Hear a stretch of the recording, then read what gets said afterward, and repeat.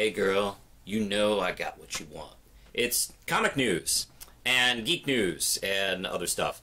We're going to be talking about some of the things that came up last week and geek culture regarding movies, comics, TV, and shit like that.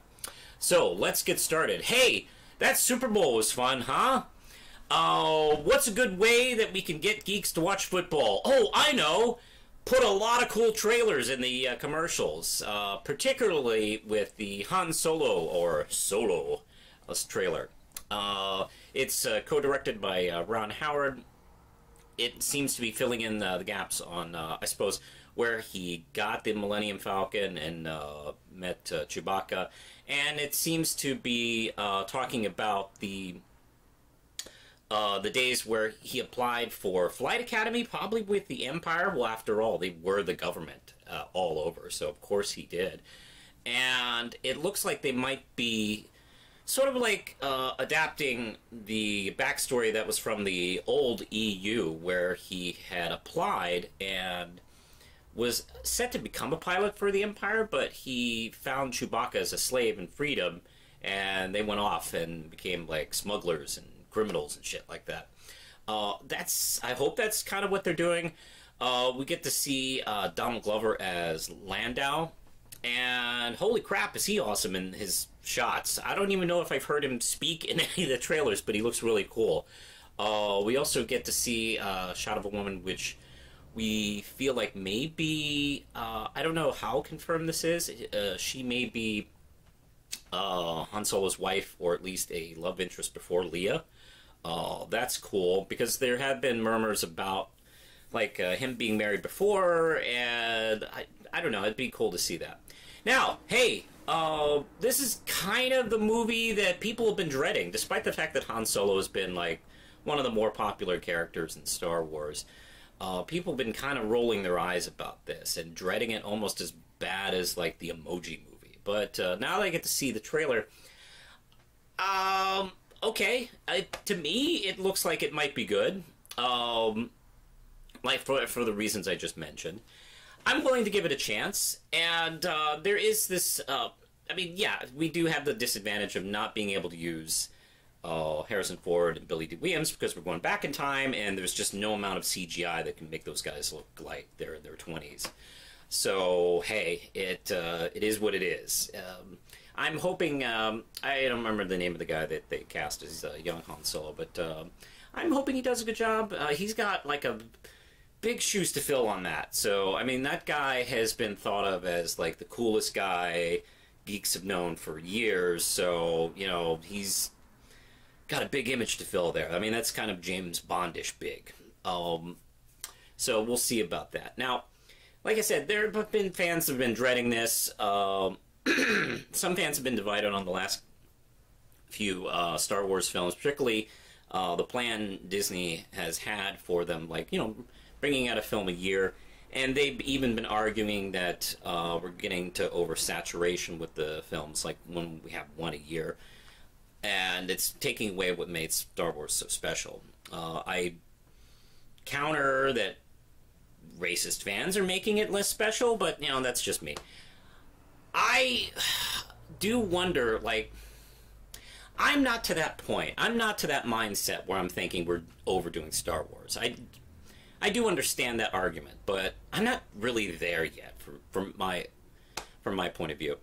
Because I've been thinking about something. Yeah, from like, what, 83 to 99, we didn't have any new Star Wars films. But in between that point, we did have a couple, we did have an animated series, we had a couple of Ewok films, and then not much. There was a nice, huge gap of it. I mean, we had a chance to kind of miss it, and a generation grow up and not be familiar with it. But if you really think about it, like, a couple of years before the prequels came out, we had the special editions come in theaters, like all new films, and that really introduced a whole generation of fans to these films. Like, to kids of the 90s, these might as well have been new movies. And that was, I forgot the exact dates those came out, but a couple of years before the prequel. So we got those coming out.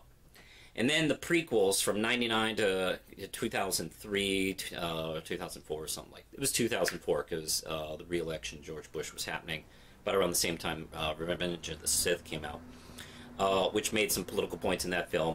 And, hey, you're not supposed to make political points in Star Wars movies unless George Lucas did it in the prequels.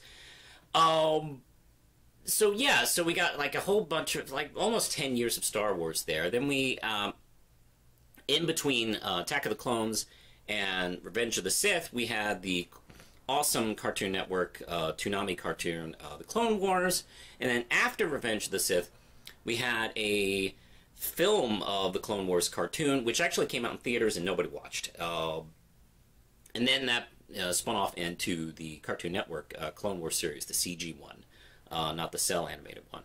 And that ran for, a couple of years or something like that. Then we started talking about doing the new Star Wars films through Disney, the Rebels cartoons, and now here we are. I don't know how much more oversaturation we're in danger of than we've already been. We've had kind of constant Star Wars since the late 90s, so I'm not really that worried at this point. Maybe if we get to like the Marvel films, like 3 films a year, and some of them are sucking, yeah, then yes, that's a problem. Right now, I'm okay. And when I watch this trailer, it's not bad. It looks kind of fun. It gets the chance to like dig into Harrison Ford. I marry these characters so much. Han Solo. I do enjoy that last shot of them going through like the foggy deep space, and they're like actually flying through these tentacles. That kind of reminds me of some of the scary stuff in the Empire, like when they were trying to get out of a dinosaur's throat or whatever the fuck they were in. Yeah, so okay, so far I'm keeping an open mind. Doesn't look too bad. We'll see. Now, what is our next subject here? Blah, blah, blah. Solo trailer. David Goyer. He is passing on the big He-Man movie. Let's see. Masters of the Universe is still on the hunt for a director. Variety has learned. Sony Pictures, the studio behind the He-Man movie, has been in talks with David Goyer, but the filmmaker and screenwriter has had to drop because of other commitments and stuff like that. So we move on to the, next person who can maybe make a He-Man movie. She-Ra, by the way, I don't think is tied into this. I don't think. I haven't heard anything. But maybe, perhaps if this is successful and we move on to sequels. We do have a She-Ra animated series coming out, which is kind of cool. I believe the showrunner, is Noelle Stevenson. So pretty exciting hands on that. So that's cool to look out for. As far as like the He-Man movie, I don't know who can make that film. I hope they don't bring them to Earth like the '80s movie. I hope let's just trust in the fantasy universe. And I think probably because of Lord of the Rings, as well as the recent Thor movie, learned they had a lot more success when they just trusted that people could like go to these other universes and not have to like see a Starbucks in the background and be reassured everything's okay. So yeah, hopefully we might get some Masters of the Universe movie. I don't know. I've been thinking, like, if I was asked to maybe write or direct a He-Man movie, I guess the first thing I could think of is I would give Skeletor a chef, and his name would be Bistro. That'd be my first decision. And then I'd move on from there. Alright, now what's the next piece of news? Let's see, David Goyer leaves...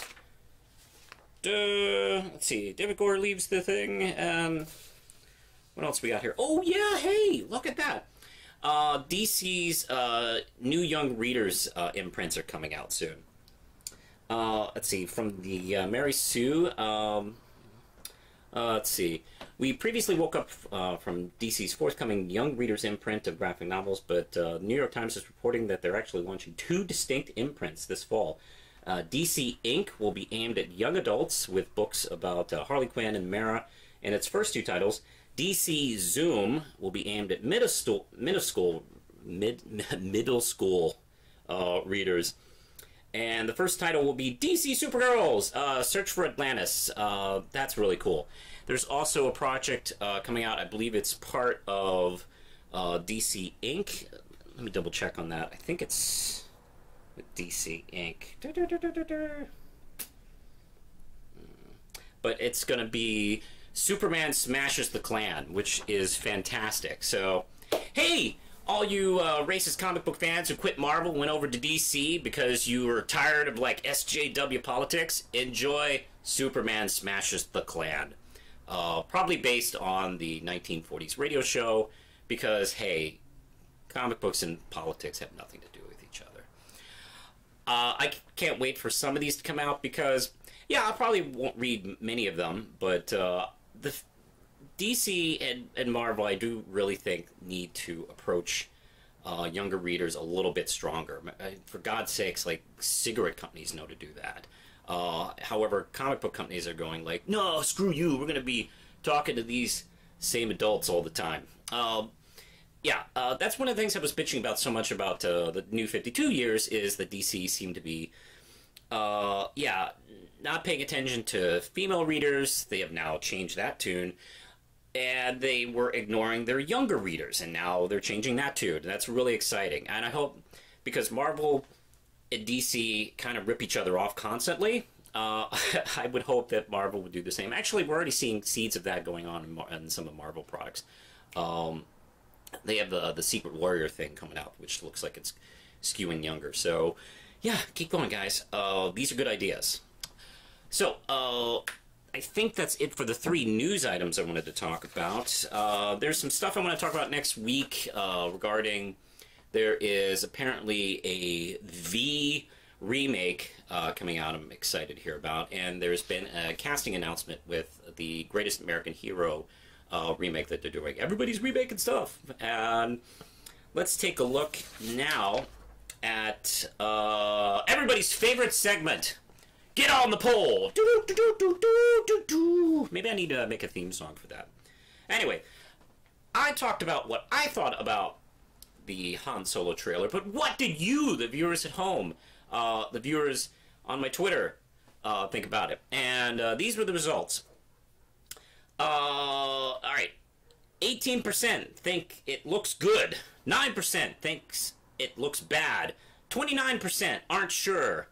44% thinks it should have been a Landau film, which, pretty much what I think. Harking back to my first subject, how cool would this been if this was a Landau movie, and maybe it's the same story with him teaming up with Han Solo and Chewbacca, and they're meeting for the first time, and, you know, they go on some kind of heist, what looks like this is what the film is. And we get some of that Han Solo backstory, but we're following Landau, and this is his story, and this is how Han Solo ripped him off for the Millennium Falcon. I mean, I don't know.